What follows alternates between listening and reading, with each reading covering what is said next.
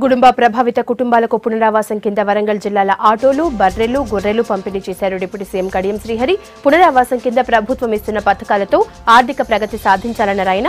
మొత్తం 52 మందికి స్వయంగా పంపిణీ చేశారు కడియం.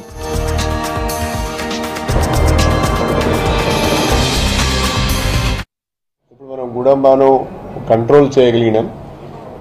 గుడుంబా పైననే ఆధారపడి బ్రతికే కుటుంబాలు, దాన్నే జీవనోపాధిగా చేసుకుని బ్రతికే కొన్ని కుటుంబాలను ఐడెంటిఫై చేసి వాళ్ళను ఆ పని నుంచి వేరు చేసి వాళ్ళ జీవనోపాధికి ఆర్థిక సాయం అందించాలనేదే ఈ రీహాబిలిటేషన్ యొక్క ఈ పునరావాస కార్యక్రమం యొక్క ముఖ్య ఉద్దేశం.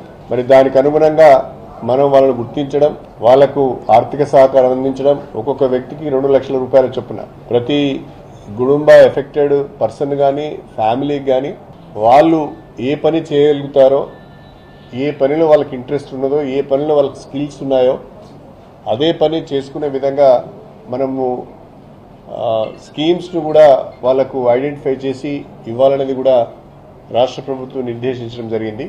ఎక్సైజ్ శాఖ వారిని ప్రత్యేకించి కలెక్టర్స్ కూడా నేను కోరేది ఏంటంటే, మనం ఈరోజు యూనిట్స్ ఇస్తున్నాం, మనము వాళ్ళ లైవ్లీహుడ్ కొరకు ఒక అసెట్ని ఇస్తున్నాం.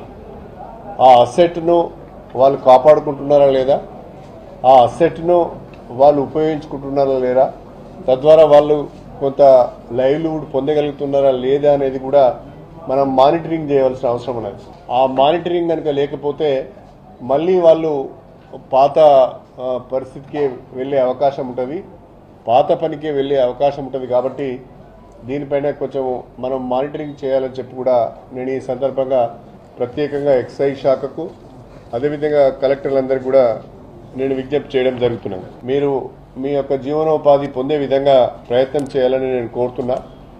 దీన్ని వెంటనే ఎవరికో అమ్మేసి మళ్ళీ ఒక 1 నెల రోజులు 2 నెలలు కాకముందే అయ్యో మళ్ళీ మాకు ఏమి లేదు అనే విధంగా మరి తయారు కావద్దని చెప్పి కూడా నేను ఈ సందర్భంగా కోరుతున్నాను.